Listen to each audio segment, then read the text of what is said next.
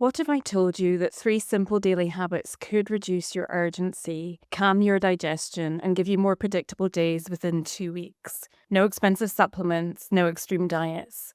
Just biology done right. In the next few minutes, I'm going to give you my exact protocol for calming gut chaos. These are the foundational habits I use with every client before anything else. You have tried complicated protocols, dozens of supplements, endless restrictions, and your gut is still unpredictable. The urgency still controls your day. You're overcomplicating it while missing the foundations that actually move the needle. I am Rachel Sarah Brown. After 23 years in medicine and working with hundreds of people with IBD or major gut inflammation, I have learned that complexity is rarely the answer. The people who improve fastest are the ones who master the basics first. Everything else is secondary, and I really can't overemphasize this enough. I'm going to walk you through 3 foundational habits that calm gut chaos, explain why each one works, and show you exactly how to implement them starting tonight. Your gut operates on a circadian clock: motility, barrier repair, immune function, enzyme production. All of these follow a daily rhythm. When that rhythm is disrupted, gut function suffers. Now, morning light is the most powerful signal to set that rhythm. When light enters your eyes in the morning, it tells your brain what time it is, specifically the master clock in the brain, the master body clock known as the suprachiasmatic nucleus. The master clock then coordinates every system in your body, including your gut. Without this signal, your internal timing drifts. Digestion becomes erratic. Repair happens at the wrong times. Inflammation is harder to regulate. Now, your gut has a clock. Morning light sets it. Skip this and everything downstream runs on the wrong schedule. Clients are often surprised that I start with light, not food, but the research is clear. Circadian disruption worsens gut inflammation, impairs barrier function, and dysregulates immune responses. Morning light is the simplest, most powerful way to anchor the rhythm that controls all of this. It costs nothing, and it takes minutes. Think of your body like an orchestra. Morning light is the conductor, tapping the baton to start the performance. Without that signal, every section starts playing at different times and it becomes chaotic. The music is chaos. Your gut symptoms are the chaos here. And morning light is the tap that brings everything into sync. Get outside for sunrise. Full spectrum outdoor light is best, even on cloudy days, it still works. 5 minutes minimum for sunrise, 20 minutes for UVA rise. No sunglasses, glasses, or contact lenses. You want to face toward the light if you can, but you don't need to stare at the sun. Let the light enter your eyes naturally. A window is better than nothing, but outside is far more effective, and you have to open the window for it to work. Do this every single day. Consistency matters more than duration. Weekend lie-ins disrupt this rhythm, so make it non-negotiable, just like brushing your teeth. If you've been focusing on what to eat while ignoring light exposure, you've been skipping the master switch. Now, don't get me wrong, food matters, but the circadian signal comes first, because light is upstream in the body to everything else. But setting the rhythm is only step 1. The next habit determines whether your gut can actually digest what you eat. Your nervous system has 2 modes. Sympathetic is fight or flight.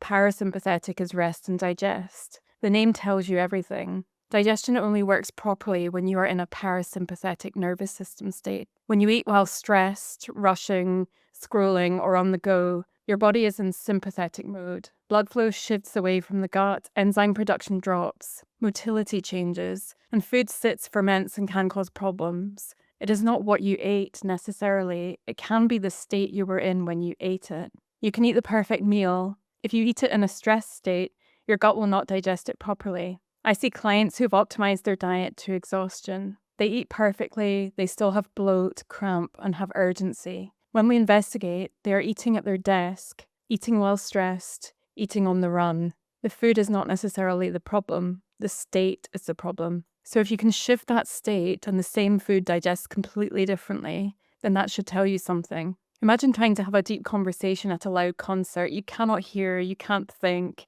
The environment makes it impossible. Your gut trying to digest while you're stressed is the same. The environment is wrong. The task cannot be completed properly no matter how good the food is. So take 5 slow breaths before eating. Inhale for 4 counts. Exhale for 6 to 8 counts. This activates the parasympathetic nervous system. Do this every meal, no exceptions.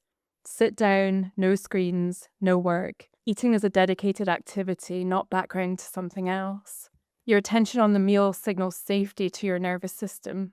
If you cannot give a meal your attention, delay eating until you can. Chew thoroughly. Digestion starts in the mouth after all. And rushing through food overloads the stomach and small intestine. So try to aim for 20 to 30 chews per bite until it becomes a paste. Create a calm environment. No stressful conversations during meals. No news. No arguments. No problem solving. Mealtime is recovery time. Do you eat while working, scrolling, or rushing? I suspect a lot of us do these days. And do you feel stressed or distracted during meals? Do you chew quickly and finish meals in minutes? If yes, your eating state may be contributing to your symptoms more than your food choices. But even with the right timing and the right state, there is one more factor that determines whether your gut can calm down. When the gut is inflamed and reactive, it cannot handle what a healthy gut usually handles. This includes fiber. I know that contradicts what you've been told, but fiber requires a functioning gut to process. It feeds bacteria, creates fermentation, and adds bulk. In a calm gut, this is beneficial. In an inflamed gut, it can worsen bloating, urgency, and pain. So temporarily reducing fiber and removing known irritants gives the gut a chance to calm down. This is not forever, it does not have to be forever, but it's a strategic reduction to create the conditions for healing.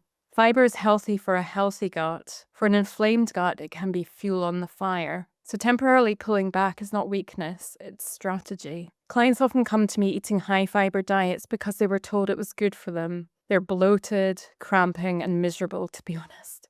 When we temporarily reduce fiber and remove their specific triggers, symptoms improve, and they can improve within days. The gut calms. Then over time, we gradually reintroduce foods as tolerance builds. But you cannot rebuild on a foundation that is still on fire. If you sprain your ankle, you do not immediately start running to strengthen it. That would be silly. You rest it first. You let the inflammation calm, then you gradually rebuild. Your gut is the same. Temporarily reducing the load is not giving up on fiber forever.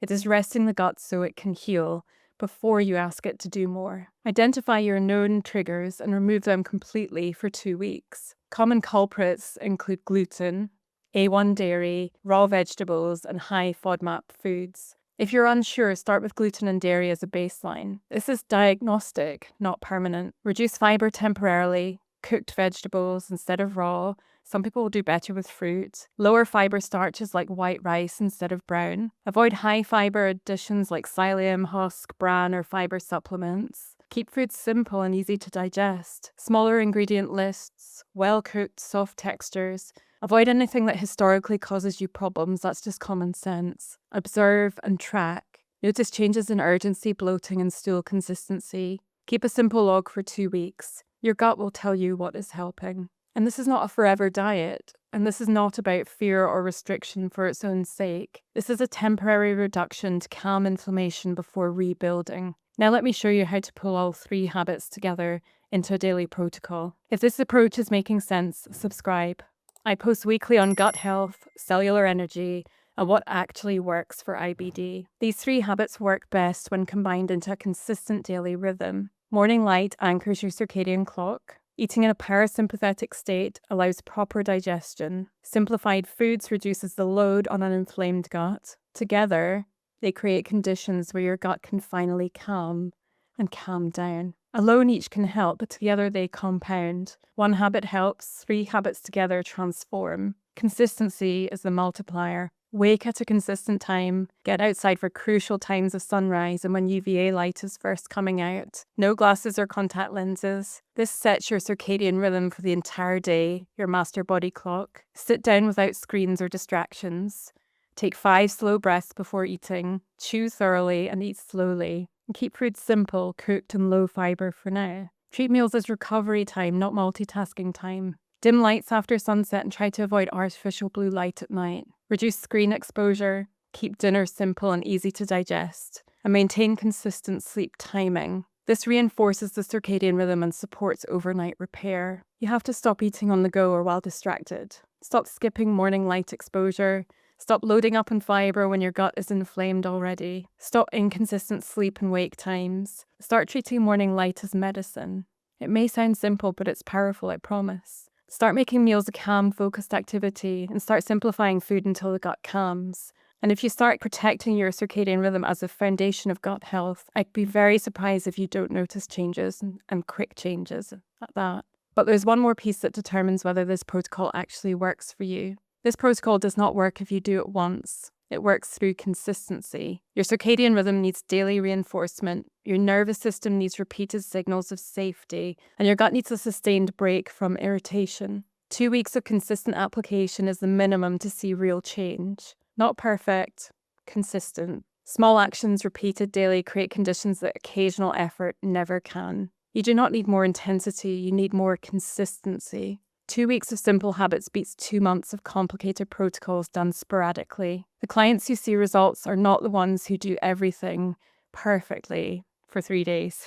They're the ones who show up consistently for 2 weeks and more. Morning light every day, calm meals every day, and simple foods every day. The gut responds to patterns, not single events. Create the pattern, give it time, and the results should follow. Think of your gut like a nervous animal learning to trust you. One kind gesture does not build trust. Consistent, repeated signals of safety do. Every time you eat calmly, every morning you get light, every meal you keep simple, you're sending the same message. It is safe here. Over time, the gut starts to believe it. That is when things shift. Tonight and tomorrow do this. Set your alarm so you can see the sunrise. Use this time for morning light, not scrolling. That's really important. Have clothes ready so you can get outside quickly.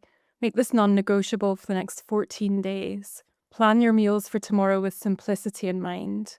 This might mean fruits or fruit juice initially with simple proteins and easy-to-digest starches. Remove known triggers completely. Reduce fiber temporarily and create a meal environment that signals safety. I'm a firm believer that the body is unable to heal when it's in a fear-based state, so this is super important. And clear a space at your table with no screens, setting a reminder on your phone, 5 breaths before eating. Commit to sitting down for every meal tomorrow. Make a 2-week commitment. Write down, for the next 14 days, I will get morning light, eat calmly, and keep food simple. Track it daily with a simple checkbox. Don't assess results until day 14. Just show up. Notice. Do not judge. Just track urgency, bloating, and energy each day. Look for patterns over the 2 weeks. Small improvements compound, and it's important to notice them. These 3 habits address the root drivers of gut chaos: circadian disruption, nervous system dysregulation, and an overlooked digestive system. They cost nothing. They require no special equipment. They work because they align with how your biology actually functions. The only variable is whether you do them consistently enough for your body to respond within 2 weeks. So 2 weeks, 3 habits, that is the protocol. You do not need a more complicated protocol. You need to master the basics. Morning light to set your rhythm. Calm eating to enable digestion, simple foods to reduce the load. These 3 habits done consistently address the foundational drivers of urgency, bloating, and unpredictable bowels. They're not glamorous, they're not expensive, and they work. Give them 2 weeks, do them daily, watch what shifts. In the next video, I'm ranking the best and worst supplements for IBD, what actually helps, what is overhyped, and what might be making things worse. And it might surprise you. Click the link around this video and watch that one next.